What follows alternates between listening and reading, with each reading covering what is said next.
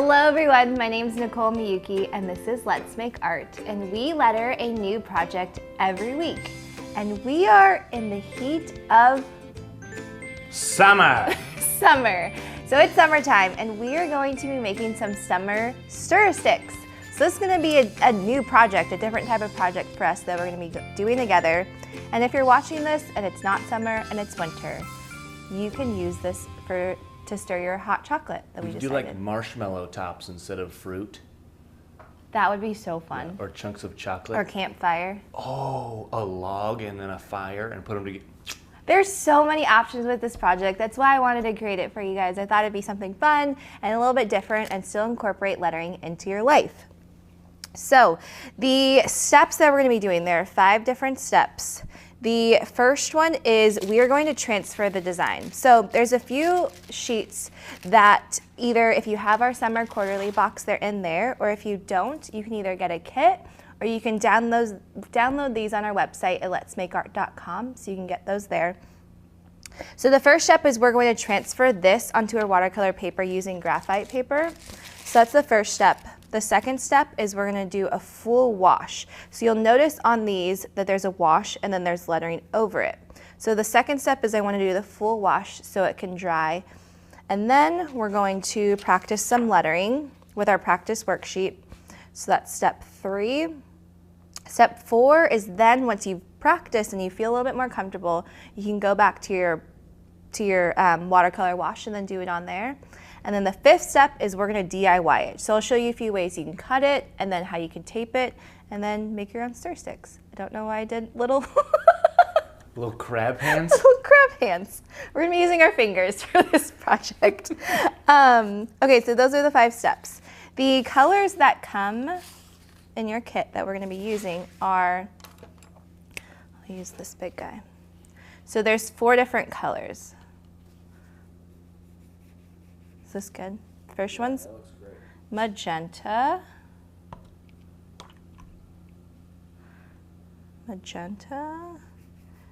deep yellow, Tahoe blue, and just a little bit a skosh. Is that, do you say skosh? I say skosh. You say skosh. My whole family uses skosh. Don't think I've ever used that term in my life. But you've heard it. But is that what that means? Just a little? Just or a a skosh is skosh. like just a little skosh? Yeah, it's Japanese.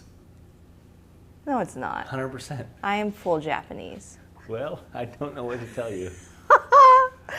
Okay, we're going to talk about that later. Anyways, those are the 4 different colors. I also suggest having, like I said, I'll be using graphite paper. If you don't have that, I'll show you a different way to use it. Double-sided tape, some scissors, and then your stir sticks. So just so I can go through all the supplies and show you.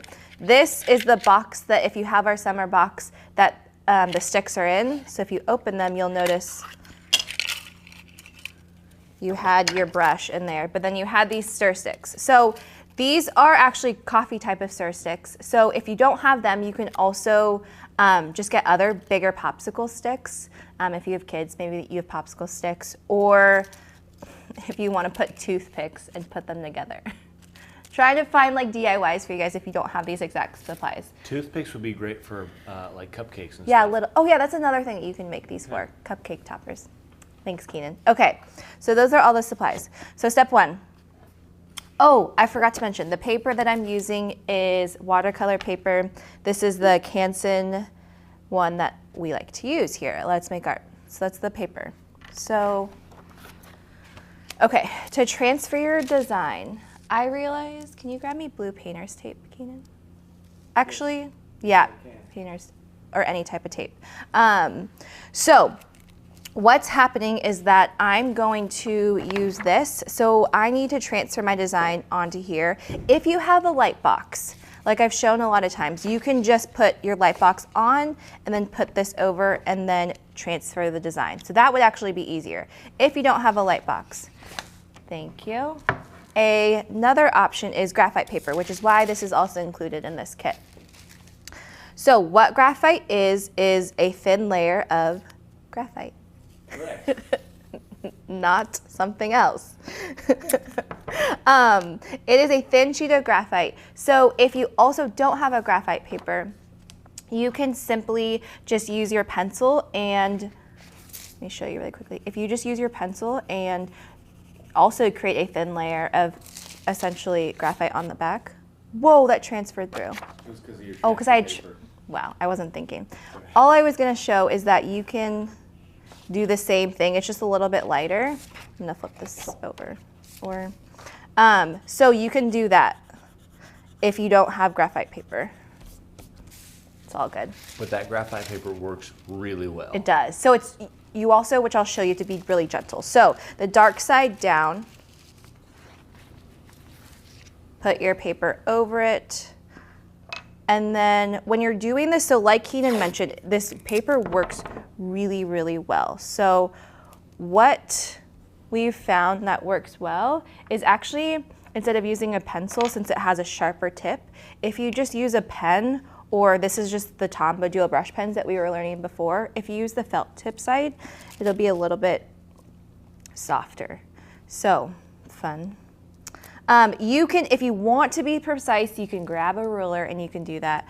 Or if you want, you can just freehand it. But I realize this is just me being me. I'm better at drawing straight lines pulling towards me rather than when I had it and I was drawing up and down. So I'll start over here actually.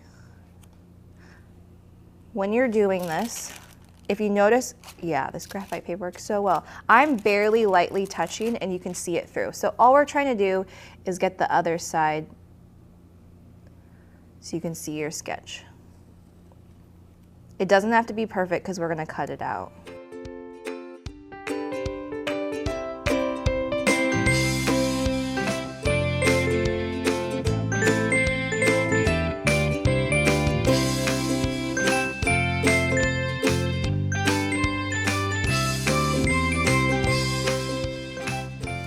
Okay, so the last thing that I just wanted to show before we move on is there, you'll notice there's a dotted line, so that's the fold. So if you want to use that as a marker, you can also draw yourself some dashes so that you know when you're lettering that there's two different sides. Okay, whoops.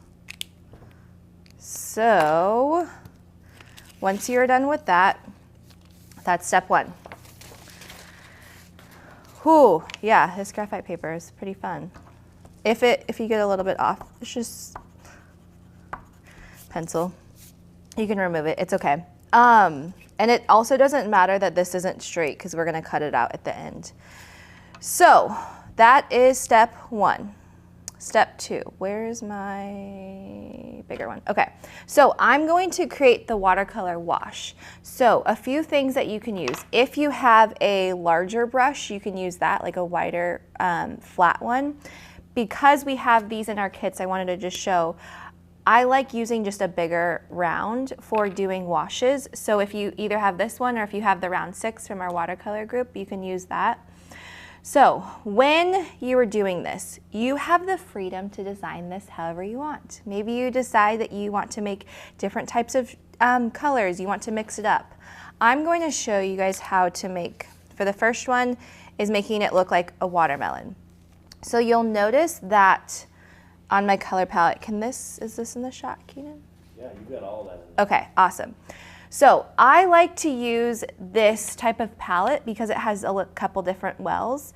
You can also use like the bigger butcher tray that Sarah likes to use. I'm just gonna use this so that I can mix my other different colors. So the pink that we have, I would probably have your scratch paper with you so you can test. So this is the magenta, but I wanna make the watermelon color just a little bit hint of a red.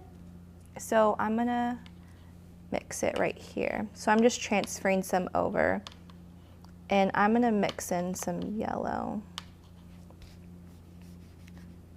Ooh. So even though that's a very saturated color, the other thing that you can play with is it's called value, where if you add a little bit more water, you can get a lighter shade. That still feels a little bit too hot pink for me, so I'm gonna add in a little bit more.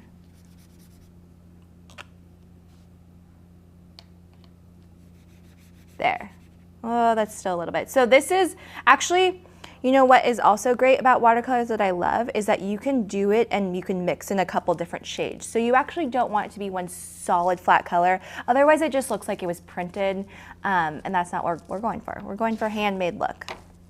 So let me just erase a little bit. So for the first one, I'm gonna add this pink. So when I'm doing this, I'm just dipping in a little bit of water. Because these are liquid, you don't need a lot of water on here. So when you're doing this, also, you can feel free to move over and go over your pencil lines that you did. So I'm just gonna add in some water. So I'm gonna create some variance of color. So if you want, maybe you dip in just a little bit of the pink and mix it in. Maybe I just wanna add a little bit of yellow. So you can create some variance in your color. I'm going to leave a little bit for my green rind and maybe add some color here. Okay, so now for green. Green we do not have. So to make green, you mix blue and yellow. So you mix these two colors to make green. So you can choose to do that where either you transfer it over like I did, or you actually use your bottles and dip it in. So let's see. I'm going to, wow, shoe fly. A couple fly visitors today. Sorry, people, if you see. Keenan named them. Yes. Wait, did you name the second one? I didn't, but I was thinking when I named the first one Frederick, we could just call the other one Rick, and they'd be Fred and Rick. Oh my God. Okay. Fun. We have two pet flies. Anyways, so what I like to do on my palette, which is also why I like to have a circle, kind of like a color wheel, is I'm gonna make green. So I'm gonna take a little bit of blue, and I'm going to just use actually some yellow, because I wanna keep my yellow kind of pure. So I'm just gonna add in. Okay, so mixing these two colors made green. Ooh, that was actually a pretty good green. Great green. So if you want to make it a little bit darker or a little bit more blue, you would add a little bit more blue. If you want to make it more yellow, like an olive type of green, which isn't what we're going for, but you can add more yellow. So that's why I love watercolors, is there's so many different options. So I'm going to add the color. So you can decide if you want to have a little bit of white space in between, or I'm going to add a little bit of water because I want to have some depth and variance.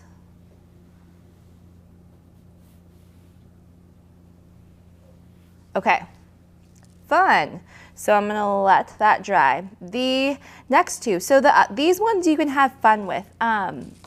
You can, I'm gonna show which one. Oh, this was the one that I said looks like that popsicle stick. Yeah, the popsicle, popsicle the rocket popsicles. Yeah. So this one, so another thing that you can do is if you want, you can make a pattern on it. So maybe you, I'm just gonna show this really quickly. Maybe you make this one striped. So allow yourself to just have fun. If you think about it though, what I would be mindful of is not have too dark of colors so that your lettering will still show up. Oh, I should have made this one into a sunset. Well, we can do that. Watch. So if you add yellow even on top of it, it makes more of an orange. So yellow plus either red or even a magenta makes orange. So what I'm going to do is I'm going to show if I start on this darker color, transfer it in. So allow the watercolors to breathe and move and do its thing. Have fun with that. Oh, that's a pretty one. That is pretty. Okay, so the rocket ship one that I was saying, that was what, that actually kind of looks like the rocket ship one too, but I'm gonna make this one red, white, and blue. So I'll just continue to use the magenta. Or if you wanna make it a little bit more red, yeah, that's more like a red. So if you think about it, when this is folded, it's going to be, I don't have that one, but when it's folded, this is the left side of this one, and then this is the right side. Not that it matters for right now, but I just wanted to explain that. So when I think about this, I'm gonna have both of these sides. So I'm just gonna overlap that one line, and then coming out from there, so let me show you this too. Even if you notice my water is pink, if I paint with it, it has a light tint pink, but that doesn't really bother me, so I'm just gonna use water and transfer that out just a little bit. And then if I use some blue on both sides. So again, I'm loosely, if you notice my hold, you can hold it really tight if you want, you can hold it loose. When you're painting like this, you can decide how you want to hold it. One suggestion is, because this isn't a huge brush, you want to try and use, and to your advantage, use the belly, so the bigger part of this brush. So it'll help if you kind of come more at the side, so I'm able to use the whole belly of it and blend into it. Rather than if I was gripping like this, I would only be able to use the tip. So I'm gonna blend it in like that. Ooh, okay. Now, these ones, well, I should have thought about this before, but it's all good. I'm gonna do the popsicle ones. So these ones are the popsicle, or this popsicle type of shape, and the circles are a little bit different because these ones are folded, your flags are folded, but for these ones, they're two different pieces that you put together. So you still have a front and a back, but they're not together. So just for you to know about that. I can do the same thing so you guys can see. This one I mixed, let's see what color. This is more of a green. So I mixed now here kind of more of a blue, but then I added in just a touch of yellow. So then you can experiment with the types of colors that you can get from just adding, let's do this, a little bit of yellow. So when I'm dipping in, that makes some people nervous. You can just dip the tip of here in the yellow. I'm gonna pick up some blue. So like I said in the beginning, yellow and blue makes green. Mix that in. This would be a fun time. So Sarah does some cool salt textures. Which one does she use it on a lot? She uses one on the Bald Eagle project for this Oh yeah, month. she just did that. Yep, she just did that one. Yeah, so if you're watching this, that's a more recent one. So the salt texture is the one where you just add a little salt of it and it creates little explosions from it. Blooms. They're blooms too, yeah. Yeah. Blooms I think of when you add water, but they're also blooms too. Yeah, they do a similar thing. It's really cool. And that's what you could do too, is you can add some water to it if you want. So if you'll notice, it'll kind of bloom like Keenan was saying, and it'll have fun. I realize I made this kind of dark, but it's okay. I'll show you how we can make more of a navy color. So the other one I did it kind of more of a sunset color. When you are also doing this, I should explain that when you have such a saturated color, so for example, let's say I want to make this like a sky, so I'm gonna go really dark and then I'm gonna go light. So what's happening is that this is what value is. So you have the most saturated color, and then as I dip in, it will get lighter and lighter just by adding more water. So in watercolors, we're not adding white. You're simply just adding water to create a lighter value. Okay. Then, oh, yes. Can you see the blooms? Yeah, it's gorgeous. It's having fun. Okay. Again, let yourself be free. I'm completely coloring out of the lines, and it will be okay because we'll... What flavor popsicle would those blooms be?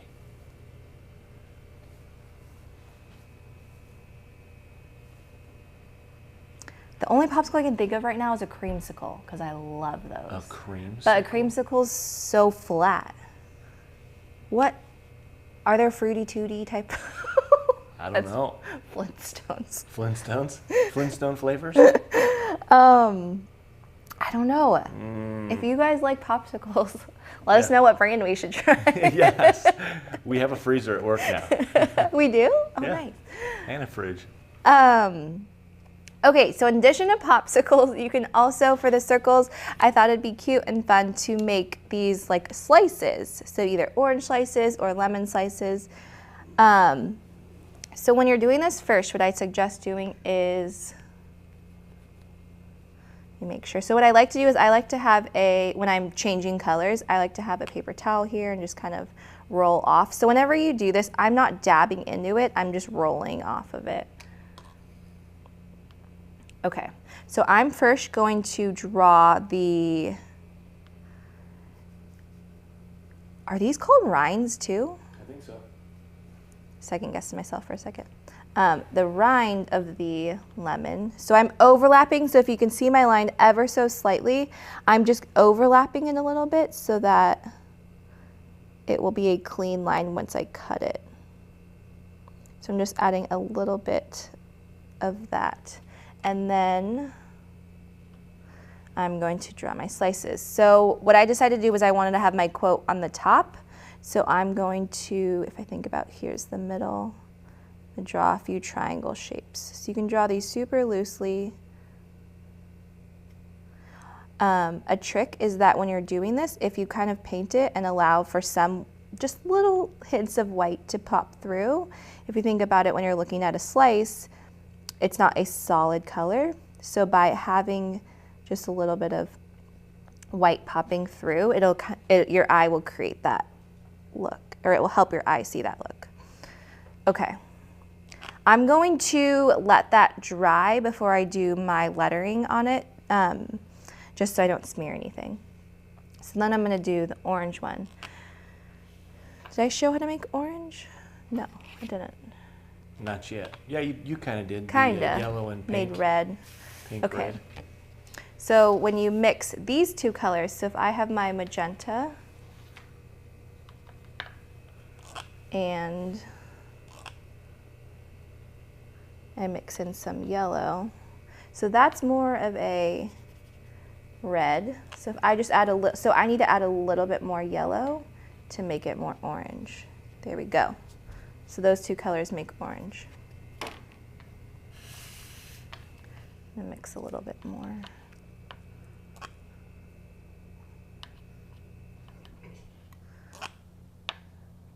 Okay. So the same thing, I'm going to first paint the rind of it.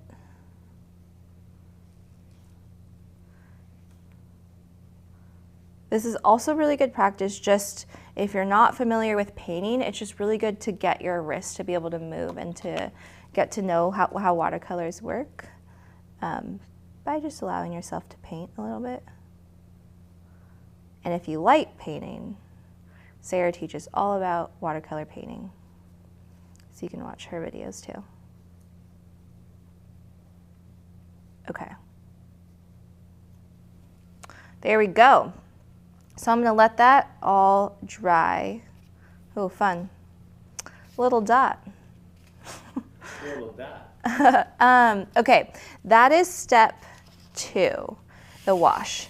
Now we're going to, while I wait for that to dry, we are going to practice some of our lettering. So with lettering, there's so many different options, and actually if you're used to using the brush pen, you can 100% use a brush pen. You don't have to use watercolors. I just wanted to show that that's an option and what we're going through this quarter. So because these are so small, I'm actually not going to use the aquash brush, which is what we learned in the Love More, Worry Less. Less worry. More, less worry. Love More, Less Worry. That project, it was the first project of our box where we went over lettering with this guy. But if you look at this is a lot smaller.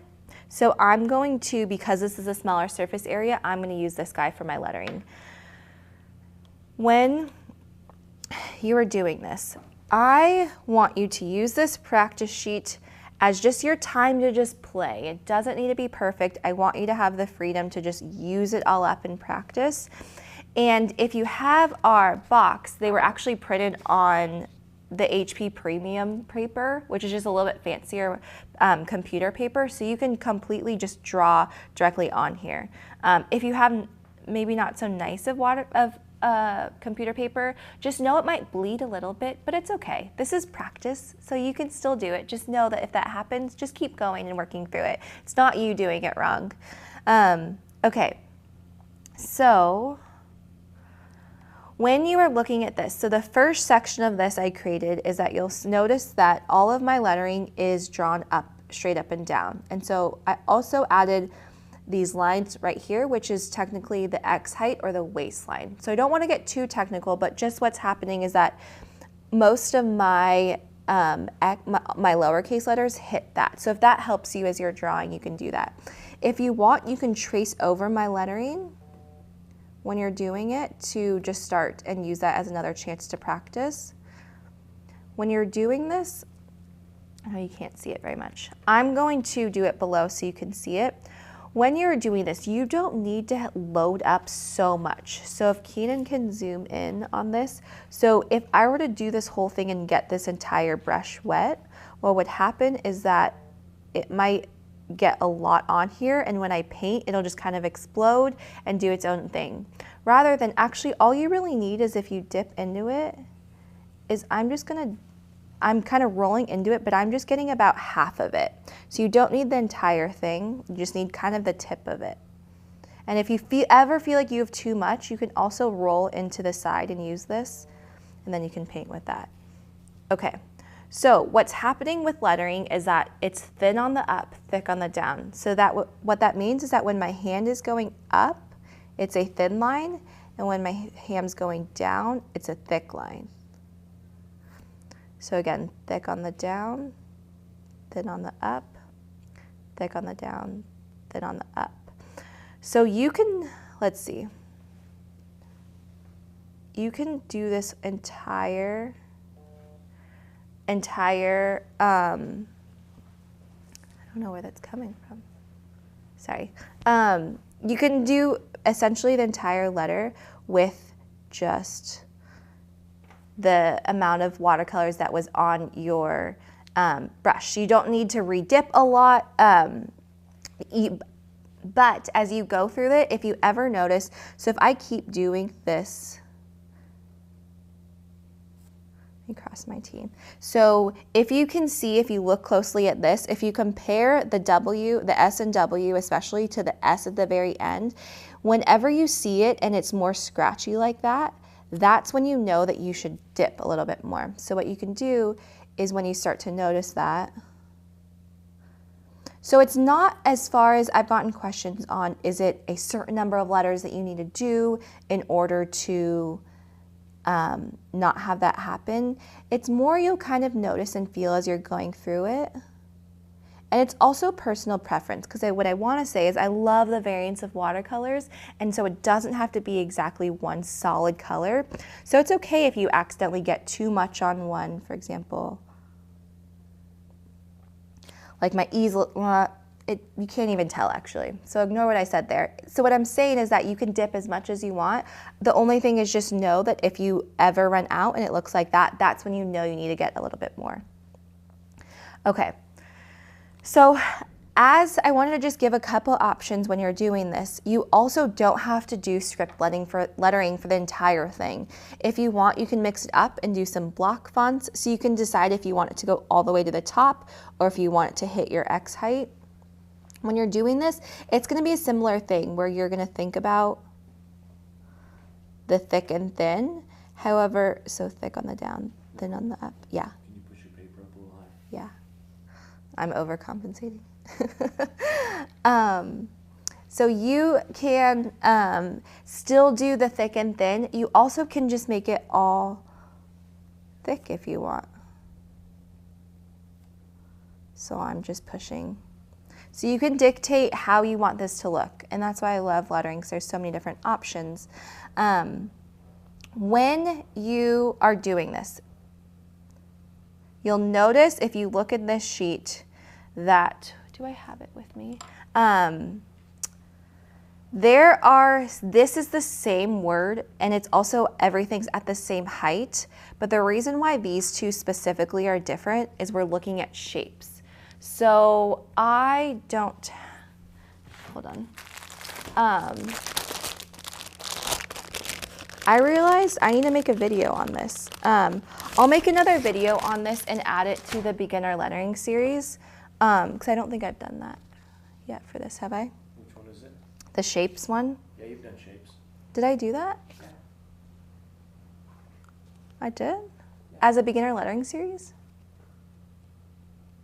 I thought you did. If I didn't, there will be one. We're kind of rethinking it. But the whole thing is that this handout is from the One of a Kind project, but that was what we did with the brush pens. They're still all relevant, so you still can learn. But what I wanted to say was, in this one, what's happening is that we're thinking about the shapes of our letters. So the reason why this looks different than this is that these are more circular. Where did my brush go? So these letters are more circular, whereas these letters are more oval.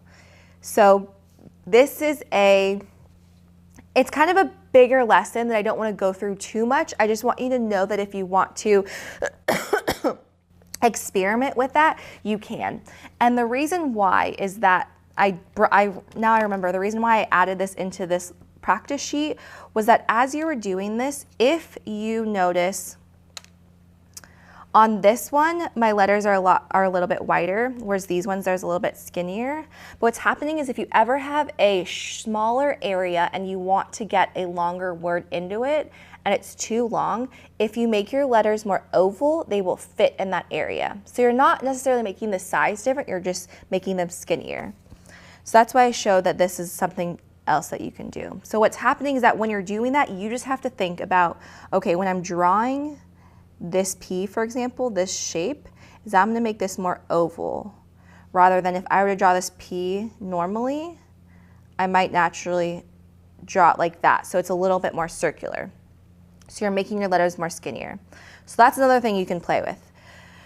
The last two words or the phrases that I did was I made them angled. So angled is something else that is in the beginner series that I did. If you don't have them already, these are two different handouts I created. So this can help you if you want to practice with angled lettering. But I also added it here for you guys so you can practice. So what's happening here is especially my downstrokes are going to follow that angle. So if you look at this, all of these letters, 1, 2, 3, these three are standing up straight, whereas these are all angled. So what I mean by that is everything is parallel to these lines. When you're doing this, I also should say this, is if you are sitting straight on your paper, I sometimes like to angle my paper. It's a habit, it's just a second nature thing. Sometimes I angle my paper a little bit like this. If you're left-handed, I suggest to angle your paper slightly to the right, or also there's some lefties that I've seen in our group that like to have their paper more angled like that. So those are things to experiment with. Okay, that you can push pause and you can practice all you want. I want you to go through this. This guide is there for you to practice. So go through that. The fourth step, I'm gonna keep this here actually, is we're going to do your lettering on your final pieces. So when you're doing this, make sure this is completely dry, which it is. Oh, flying popsicles. For time references, Keenan and I we haven't paused this video at all. So that was maybe like 15 minutes, 20 minutes since I did this. It wasn't that long. So I guess what I'm trying to say is that you can wait an entire day, or you can just let it sit for an hour. Maybe that's why I wanted to do this. I laid it out like this so you can spend your time practicing while this is drying. So I suggest doing this first.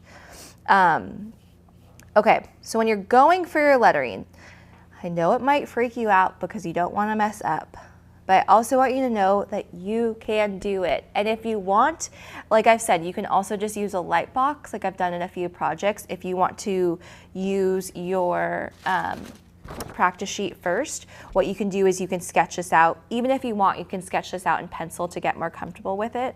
I'm just gonna go for it just to show you guys, but those are steps that you can take if you want to do that.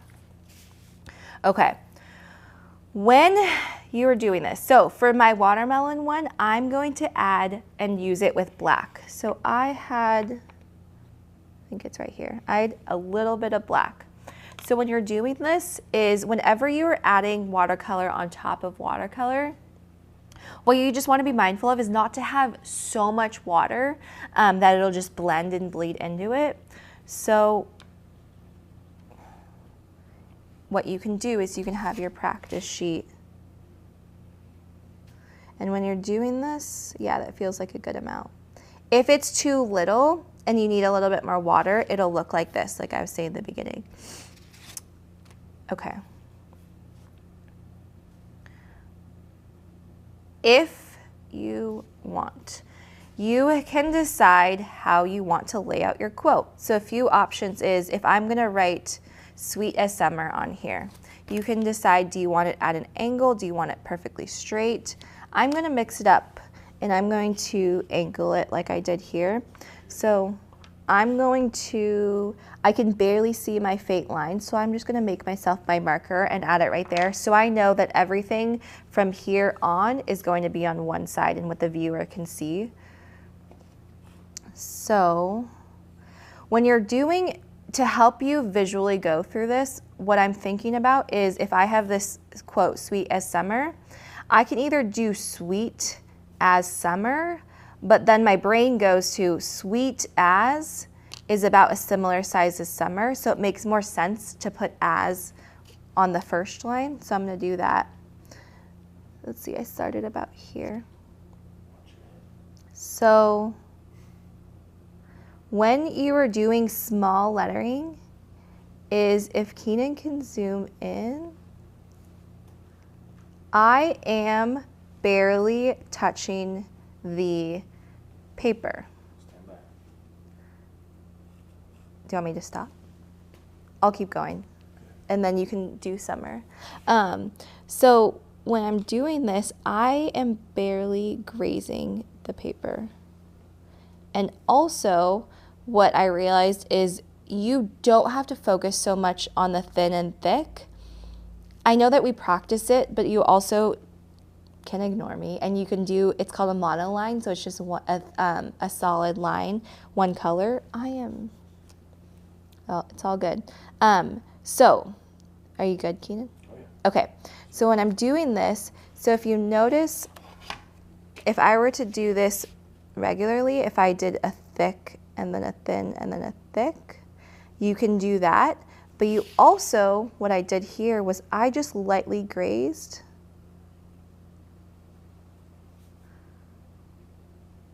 And I can still get the paint to show up. So you don't have to press very hard. And as I'm going and I realize it's a little bit lighter, I need to just get a little bit more color. If you ever feel like it's too light, you can also overlap it. Nothing wrong with that. SUMME.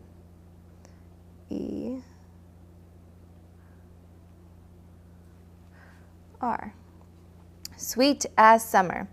Okay, the other thing I wanted to mention as I was doing this S, I realized, well, for this one I'm going to show you how you can do a different S, but if this ever happens to anyone and you need to do this, so sometimes when I do an S, especially when I do S's like this, which are a little bit different, is sometimes I'll do this, and then if it skips right here, is I just try and, you can even lift up if you want, and then you can continue it around. So sometimes because the S goes like this and like this and like this, there's so much, and your brush just sometimes might do whatever it wants. So if you ever feel like that, just lift up and pause, and you can continue and go through that. I think that we feel like we have to push through and power through everything, and with lettering especially, it's okay if you need a pause and you just need to realize what's happening and then go back to it. So if that's happening to you, I just realized that on this brush that was happening, so I wanted to mention that. So on this one, let's see. I am going to I'll show how to do a traditional cursive S. Just trying to think how you can mix it up. I'm going to show you can mix this up. I'm going to totally play around. So that is a traditional S. Well, I believe so. Now that I look at it, it looks a little weird. Kind of looks like a treble clef, which is Oh cool. yeah, we did that. We talked about, yeah. So what I'm thinking of is, if you want, you can have your letters bigger and fill more of the entire flag. Sweet as.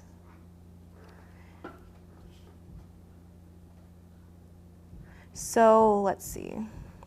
If I'm looking at the amount of space that I have left, I can't draw summer as big as sweet. So I'm gonna have to make it a little bit smaller to make sure that it fits. So I'm going to be mindful when I do this, is to not make my letters so circular like I was explaining in the beginning. Watch your head. And make them a little bit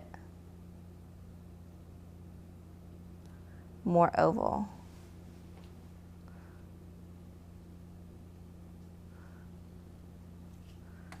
Sweet as summer. And what's cool, and what I wanted to show, is I just pressed ever so slightly a little bit harder than I did here. So on here I was explaining that I was just using the very tip of this. On this one, because I drew a little bit bigger, I wanted to have a little bit of a thicker stroke. So you can mix it up and you can have fun. I'm going to show how you can do a block font. So like I was saying, is you can choose, I'm going to press, actually just so I can show you all the power of this tiny brush, I'm going to press really hard and I'm going to show you how thick you can get. So you can get a very thick on the down, then on the up. A variance in stroke. Just by simply. I thought you were saying the letter you were writing, and I was concerned because you were writing it, or you were drawing an F, and you were saying A. Because I pause when you paused. Because I can't. You tricked me. I can't multitask sometimes, and I don't want to spell it wrong. Okay, thick. So I'm pressing a lot harder. So it's cool because you can see the complete variance. That is a totally different style, just because I pressed a little bit harder. Then I'm going to show on this one.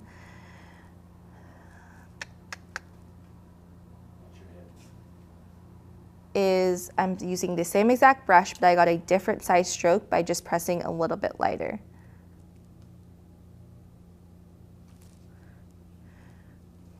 So the F you can choose. I tend to do it all in one stroke. If you want, you can break it up. So I tend to do that all in one stroke like that.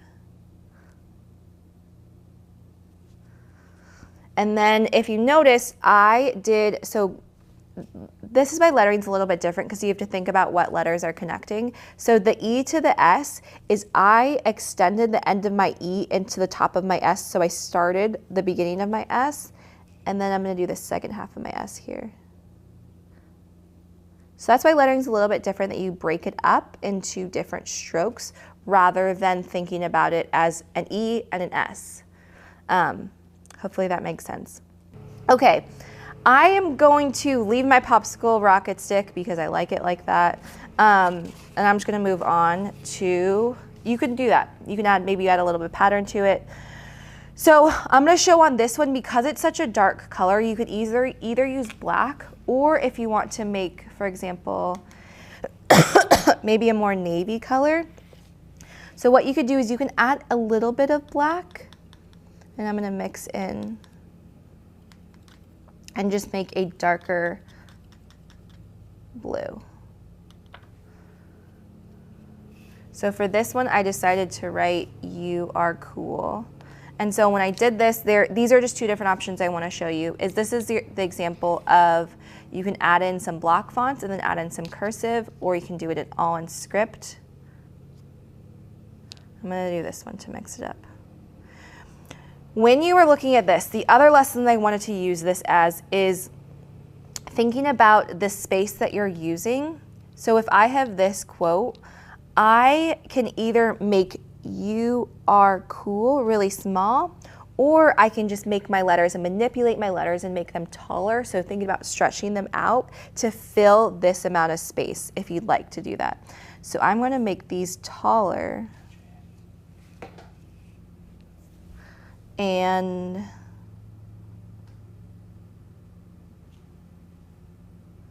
so I'm going to make my letters taller than I probably might normally do.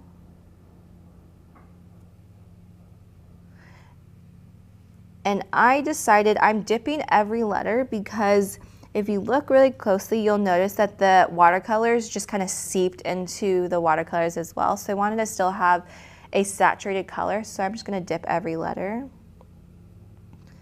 So I mixed up and I added in some cursive here, or some script. Maybe I extend that. You are, so then the same thing is, instead of making my C-O-O-L and making it like that, I'm going to make them a little bit bigger, and, or sorry, not bigger, I'm going to make them taller to fit this space.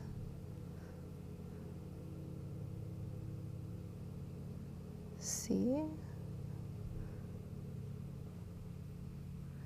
And if it looks a little light, maybe we should need to add a little bit more black in. Oh yeah, that's more saturated. So you can always go over it if you want.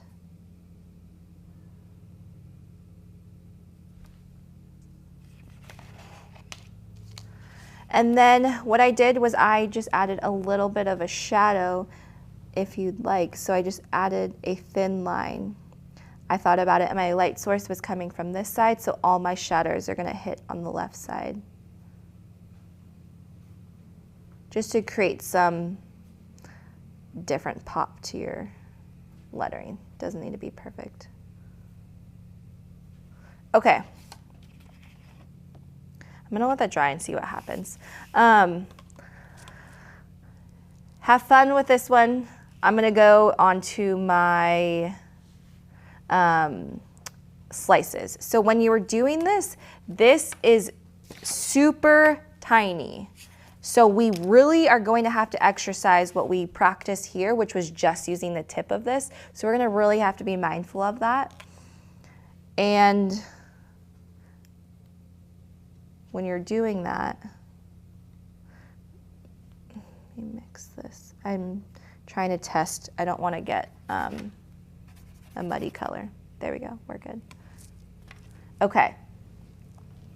So you have a couple different options. I chose it's the same thing where I maybe mixed up some block fonts, or you do it in cursive and then do the block font on top so you can mix it up. I'm gonna do this one. So I am just very lightly, when I'm, thought that went through my brain is this yellow is a little bit too light, so it's fine for the lemon color, but I'm just going to add a little bit of orange. I still want to make a yellowish color, but I want to have a little bit of a little bit darker color so that you can see it. Okay, so when I'm doing this is like I said, I'm not dipping the entire brush in here. I'm just going to dip the tip because if I were to have too much on here and I drew a really small letter, it just might come out thicker than I'd like it to. Squeeze. I have to get so close.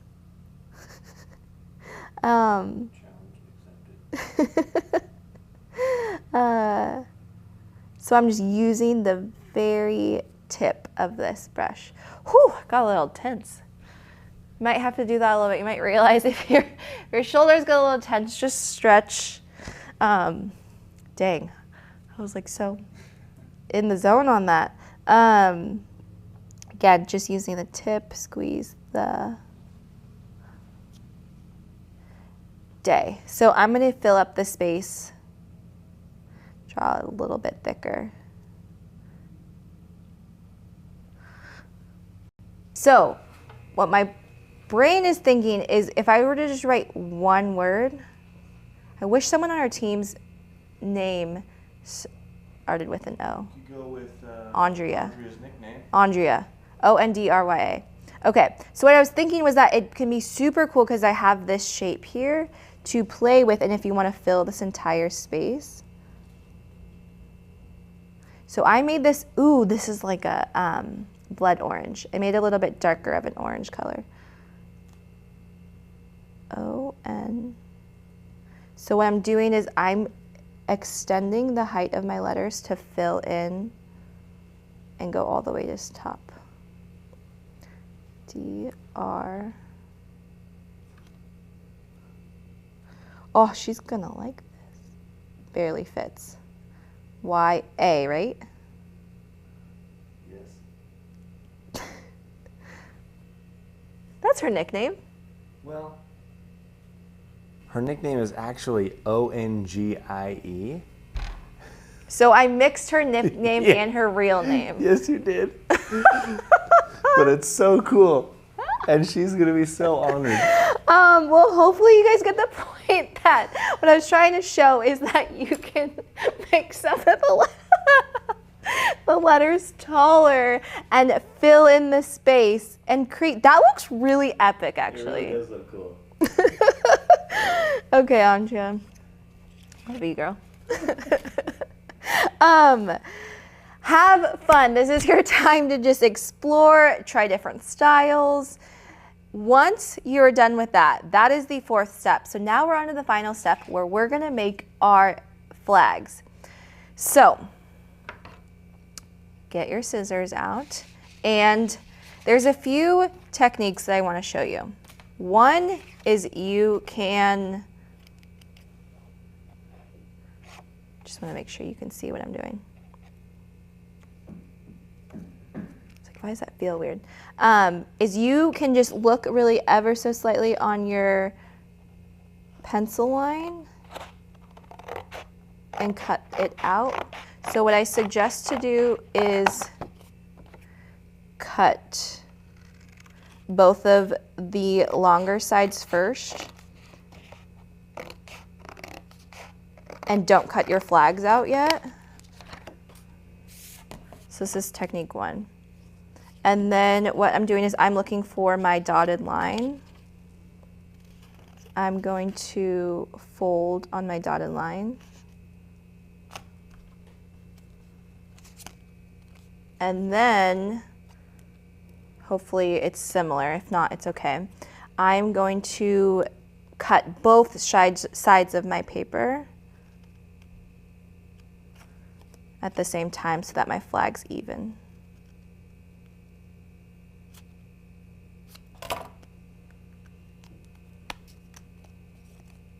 There we go. Nice. That worked out well. Okay, so that is one option that you can do. Another option is if you have a scrapbook cutter. If you don't, we actually are going to carry some. We don't, this is just one that I had at home, but what it is it's just a smaller cutter. And what I like about it is that way I can actually get a straight line, and you can line it up.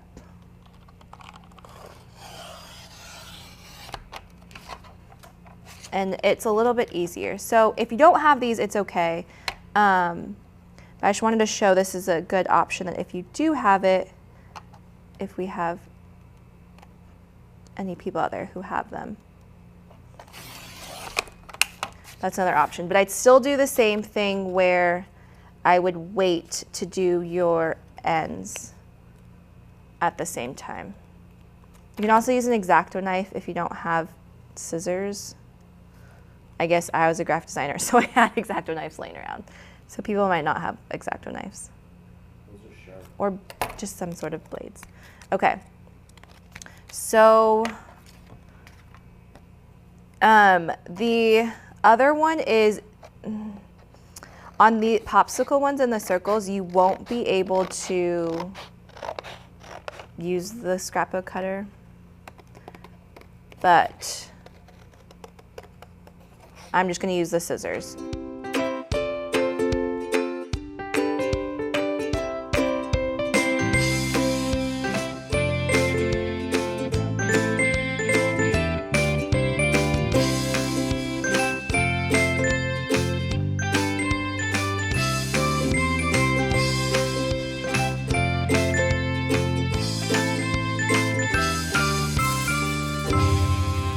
Okay, and we're back with all my scraps. So let me make sure nothing's in here that I don't need. Look how fun, you can even make sticks out of it, or make... Oh yeah, smart. You can, yeah, there's so many, so much fun even in here that we can make small ones. I'm gonna do that. Make mini ones. Okay, once you have all of your pieces cut out, we are going to use, so I like to use double-sided stick tape. If you don't have that, you can also use just glue, or if you do just use or if you use regular tape and you roll it and you go like this, just know that because there's some space right here, it won't stick maybe as well, but it works. So you can make whatever you have work. What I suggest doing is to create a support system. So I would suggest doing one across and then one just on your fold. And then you don't need to go too crazy and do the whole thing. You can just do that side. And then what I'm gonna do is I'm gonna put my popsicle stick on the side of it. So I put the middle part of it on the fold part, essentially.